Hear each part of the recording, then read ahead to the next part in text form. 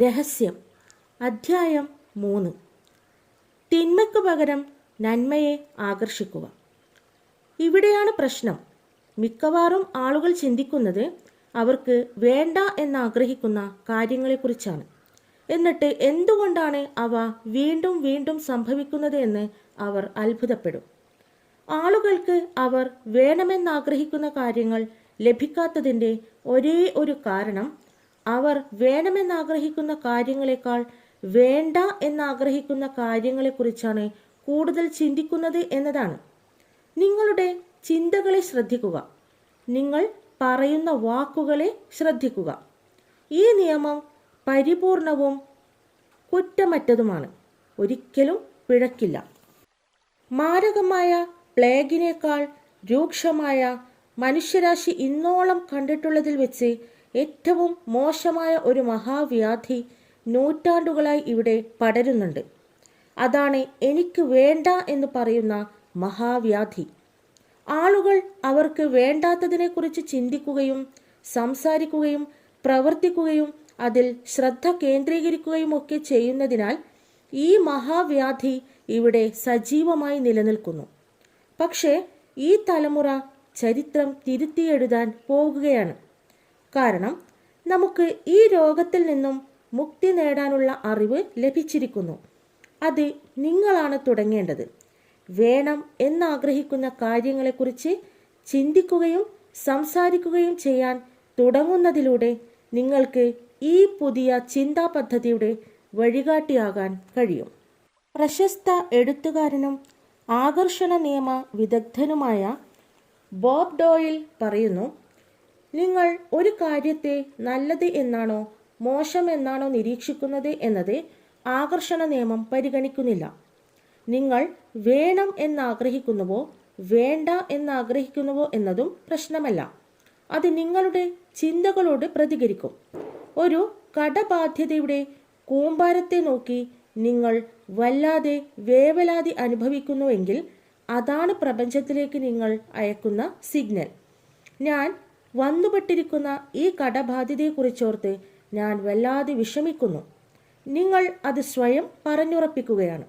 നിങ്ങളുടെ അസ്തിത്വത്തിൻ്റെ ഓരോ തലത്തിലും നിങ്ങൾ അതനുഭവിക്കുകയാണ്.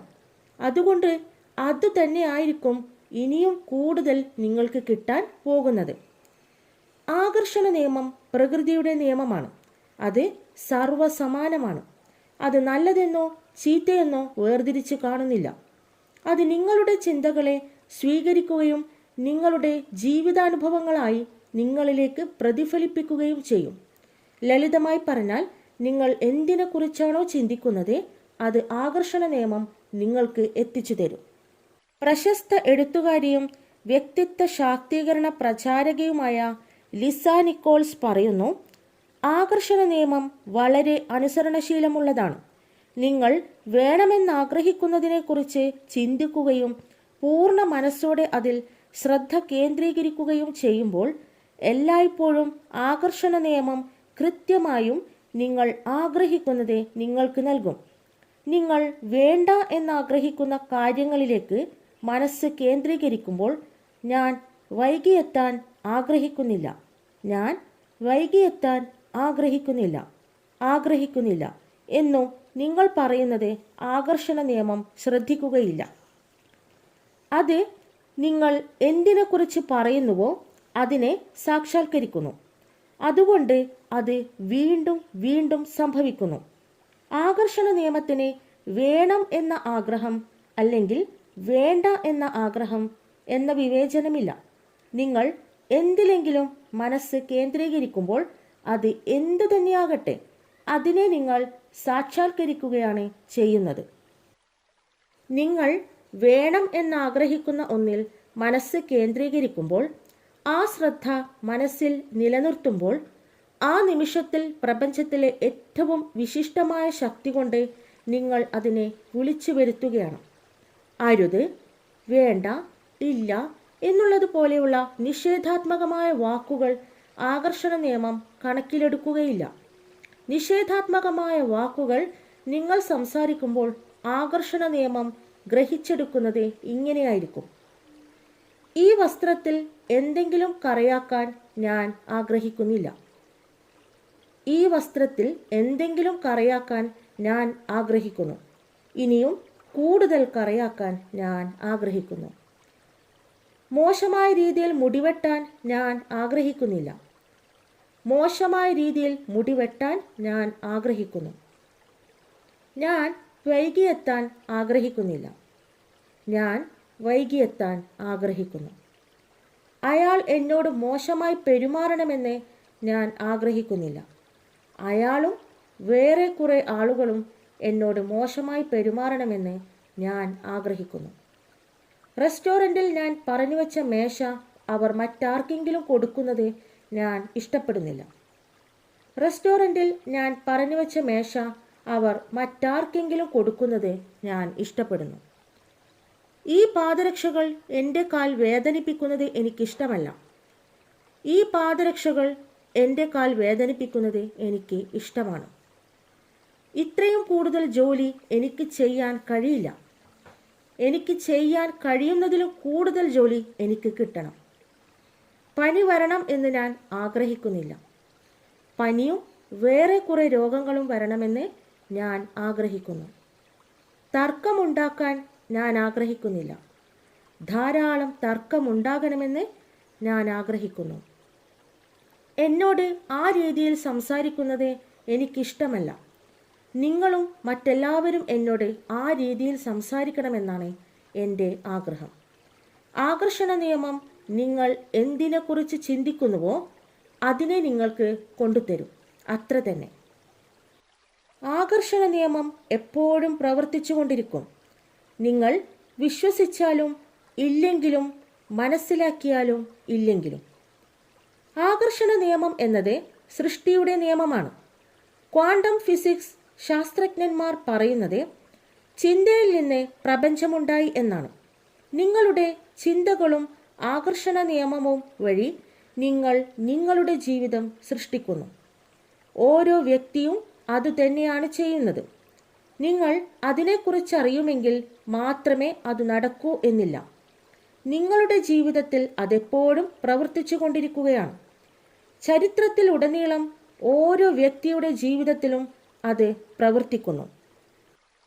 ഈ വിശിഷ്ട നിയമത്തെക്കുറിച്ചുള്ള അറിവ് നിങ്ങൾക്കുണ്ടായാൽ നിങ്ങളുടെ അത്ഭുതാവഹമായ ശക്തിയെക്കുറിച്ച് നിങ്ങൾ മനസ്സിലാക്കും. നിങ്ങളുടെ ചിന്തകൾ കൊണ്ട് നിങ്ങളുടെ ജീവിതം സാക്ഷാത്കരിക്കാൻ നിങ്ങൾക്ക് കഴിയും. നിങ്ങൾ ചിന്തിക്കുന്ന അത്രത്തോളം തന്നെ ആ നിയമം പ്രവർത്തിക്കുന്നുമുണ്ട്.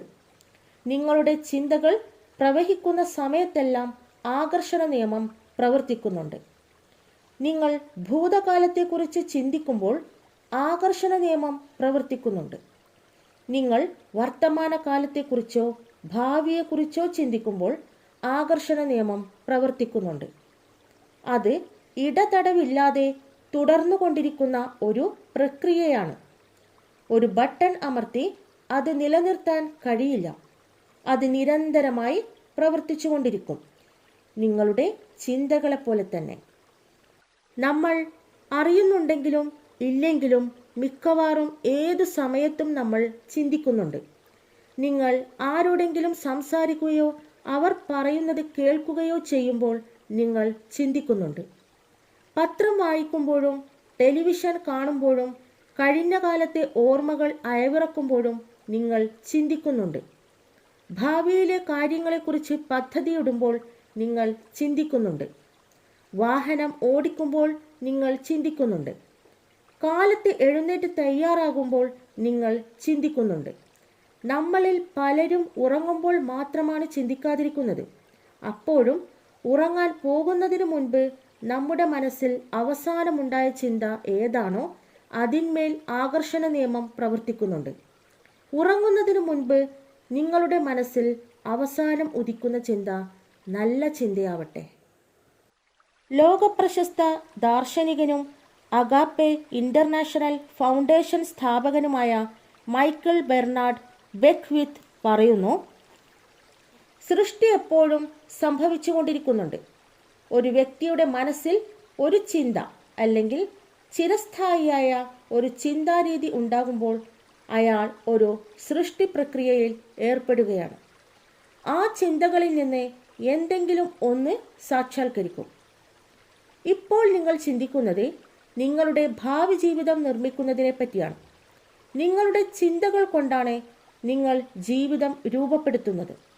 നിങ്ങൾ എപ്പോഴും ചിന്തിച്ചു കൊണ്ടിരിക്കുന്നതിനാൽ നിങ്ങൾ എപ്പോഴും സൃഷ്ടിച്ചു കൊണ്ടിരിക്കുകയുമാണ്. നിങ്ങൾ ഏറ്റവും കൂടുതൽ ചിന്തിക്കുന്നത് എന്തിനെക്കുറിച്ചാണോ, നിങ്ങൾ ഏറ്റവും കൂടുതൽ ശ്രദ്ധ കേന്ദ്രീകരിക്കുന്നത് എന്തിലാണോ, അതാണ് നിങ്ങളുടെ ജീവിതമായി അവതരിക്കുക. പ്രകൃതിയിലെ മറ്റെല്ലാ നിയമങ്ങളെയും പോലെ ഈ നിയമവും തികച്ചും പരിപൂർണതയുള്ളതാണ്. നിങ്ങളുടെ ജീവിതം നിങ്ങൾ സൃഷ്ടിക്കുന്നു. നിങ്ങൾ വിതയ്ക്കുന്നത് നിങ്ങൾ കൊയ്യുന്നു. നിങ്ങളുടെ ചിന്തകളാണ് വിത്തുകൾ.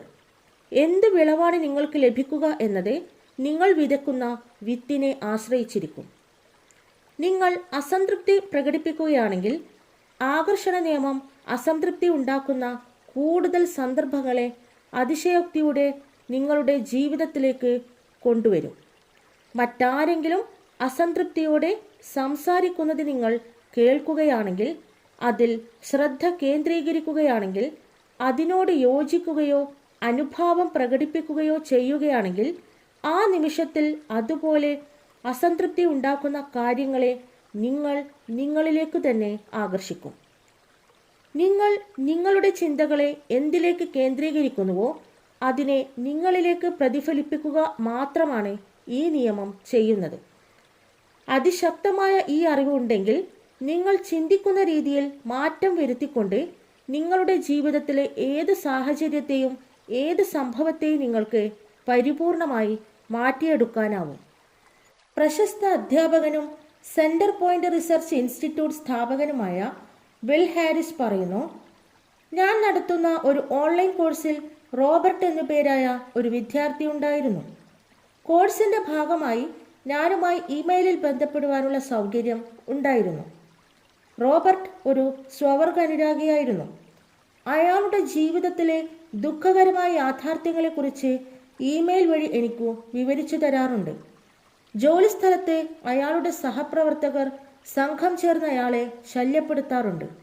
അവരെല്ലാം വളരെ വൃത്തികെട്ട രീതിയിലാണ് അയാളോട് പെരുമാറിയിരുന്നത്. അത് അയാൾക്ക് നിരന്തരമായ മാനസിക സംഘർഷമുണ്ടാക്കിയിരുന്നു. അയാൾ റോഡിലൂടെ നടക്കുമ്പോൾ അധാർമികമായ രീതിയിൽ ഉപയോഗിക്കണമെന്ന ആഗ്രഹത്തോടുകൂടി ചില സ്വവർഗ രതിതൽപരർ അടുത്തുകൂടി ശല്യപ്പെടുത്താറുണ്ട്. അയാൾ ഒരു ഹാസ്യ കലാകാരനാകാൻ ആഗ്രഹിച്ചിരുന്നു. അയാൾ ഹാസ്യ പരിപാടി അവതരിപ്പിക്കുമ്പോൾ കാണികളിൽ പലരും അയാൾ ഒരു സ്വവർഗ അനുരാഗിയാണെന്ന കാരണത്താൽ പരിപാടി തടസ്സപ്പെടുത്തും വിധത്തിൽ ഇടപെടാറുണ്ട്. അയാളുടെ ജീവിതം ഒട്ടും സന്തോഷമില്ലാത്ത ദുരിതമയമായ ഒന്നായിരുന്നു. ഈ പ്രശ്നങ്ങളെല്ലാം തന്നെ അയാൾ സ്വവർഗ അനുരാഗിയായതിനാൽ ആക്രമിക്കപ്പെടുന്നു എന്നതിനു ചുറ്റും കേന്ദ്രീകരിച്ചായിരുന്നു. തനിക്കു വേണ്ട എന്നാഗ്രഹിക്കുന്ന കാര്യങ്ങളിലായിരുന്നു അയാൾ മനസ്സ് കേന്ദ്രീകരിച്ചിരുന്നത് എന്ന് ഞാൻ അയാൾക്ക് പറഞ്ഞുകൊടുത്തു. അയാൾ മുൻപ് എനിക്കയച്ച ഒരു ഇമെയിൽ സന്ദേശം അയാൾക്ക് കാണിച്ചു കൊടുത്തുകൊണ്ട് ഞാൻ പറഞ്ഞു, ഇതൊന്നുകൂടി വായിച്ചു നോക്കൂ. നിങ്ങൾ വേണ്ട എന്നാഗ്രഹിക്കുന്ന കാര്യങ്ങളെക്കുറിച്ച് എത്രയാണ് നിങ്ങൾ എനിക്ക് എഴുതിയിരിക്കുന്നത്. നിങ്ങൾ അവയെക്കുറിച്ച് വല്ലാതെ വികാരാധീനനാണ് എന്നെനിക്ക് മനസ്സിലാവുന്നു. നിങ്ങൾ വികാരാധീനതയോടെ എന്തിലെങ്കിലും മനസ്സ് കേന്ദ്രീകരിച്ചാൽ ആ കാര്യം വളരെ വേഗത്തിൽ യാഥാർത്ഥ്യമാകും. അപ്പോൾ മുതൽ ഞാൻ വേണമെന്നാഗ്രഹിക്കുന്ന കാര്യങ്ങളിൽ മനസ്സ് കേന്ദ്രീകരിക്കണം എന്ന ആശയം അയാൾ ആത്മാർത്ഥമായി ഉൾക്കൊണ്ടു. അതിനുവേണ്ടി ശരിക്കും പരിശ്രമിക്കാനും തുടങ്ങി. അടുത്ത 7-8 ആഴ്ചകൾക്കുള്ളിൽ സംഭവിച്ചത് ശരിക്കും ഒരു മഹാത്ഭുതം തന്നെയായിരുന്നു. ഓഫീസിൽ അയാളെ ശല്യപ്പെടുത്തിയിരുന്ന ആളുകളിൽ കുറേ പേർ മറ്റു വകുപ്പുകളിലേക്ക് സ്ഥലം മാറ്റമായി പോയി. മറ്റു ചിലർ ആ സ്ഥാപനത്തിലെ ജോലി തന്നെ ഉപേക്ഷിച്ചു പോയി. ശേഷിച്ചവർ അയാളെ ശല്യപ്പെടുത്തുന്നത് പൂർണ്ണമായും നിർത്തുകയും ചെയ്തു. അയാൾ റോഡിലൂടെ നടക്കുമ്പോൾ പിറകെ നടന്നു ശല്യം ചെയ്യാൻ ആരുമുണ്ടായില്ല. അയാൾ തൻ്റെ ഹാസ്യ പരിപാടി അവതരിപ്പിക്കുമ്പോൾ കാണികൾ എഴുന്നേറ്റ് നിന്ന് കൈയടിച്ചു പ്രോത്സാഹിപ്പിച്ചു. ആരും തന്നെ അയാളെ തടസ്സപ്പെടുത്തുകയോ അപമാനിക്കാൻ ശ്രമിക്കുകയോ ചെയ്തില്ല. അയാൾ വേണ്ട എന്നാഗ്രഹിച്ചിരുന്ന കാര്യങ്ങളിൽ, അയാൾ ഭയപ്പെട്ടിരുന്ന കാര്യങ്ങളിൽ, എങ്ങനെയെങ്കിലും ഒഴിവാക്കണം എന്നാഗ്രഹിച്ചിരുന്ന കാര്യങ്ങളിൽ മനസ്സ് കേന്ദ്രീകരിക്കുന്ന രീതി ഉപേക്ഷിച്ച് വേണം എന്നാഗ്രഹിക്കുന്ന കാര്യങ്ങളിൽ മാത്രം കേന്ദ്രീകരിക്കാൻ തുടങ്ങിയതോടെ അയാളുടെ ജീവിതമാകെ മാറി. റോബർട്ടിൻ്റെ ജീവിതത്തിൽ മാറ്റം വന്നത് അയാൾ തൻ്റെ ചിന്തകളിൽ മാറ്റം വരുത്തിയതുകൊണ്ടാണ്. അയാളിപ്പോൾ വ്യത്യസ്തമായ ഒരു തരംഗം പ്രപഞ്ചത്തിലേക്ക് പ്രക്ഷേപണം ചെയ്യുന്നു. പ്രപഞ്ചത്തിന് ഈ പുതിയ തരംഗദൈർഘ്യത്തിന് യോജിച്ച ചിത്രങ്ങൾ അതെത്ര അസാധ്യമാണെന്ന് തോന്നിയാലും ശരി, അയാൾക്ക് എത്തിച്ചു കൊടുത്തേ മതിയാവും. റോബർട്ടിൻ്റെ പുതിയ ചിന്തകളാണ് അയാളുടെ പുതിയ തരംഗമായത്, അയാളുടെ ജീവിതത്തെ മാറ്റിമറിച്ച ചിത്രങ്ങളായത്. നിങ്ങളുടെ ജീവിതം നിങ്ങളുടെ കയ്യിലാണ്. ഇപ്പോൾ നിങ്ങൾ എവിടെയാണെന്നുള്ളത് പ്രശ്നമല്ല. ഇതുവരെ നിങ്ങളുടെ ജീവിതത്തിൽ സംഭവിച്ചിട്ടുള്ളത് എന്താണെന്നുള്ളതും പ്രശ്നമല്ല. നിങ്ങൾക്ക് ബോധപൂർവം നിങ്ങളുടെ ചിന്തകൾ ഏതായിരിക്കണമെന്ന് തിരഞ്ഞെടുക്കാം. അങ്ങനെ നിങ്ങളുടെ ജീവിതം തന്നെ മാറ്റാം. ഒരു രക്ഷയുമില്ലാത്ത സാഹചര്യമോ അങ്ങനെയൊന്നും ഇല്ല തന്നെ. ജീവിതത്തിലെ ഏത് സാഹചര്യത്തിനും മാറ്റമുണ്ടാകും.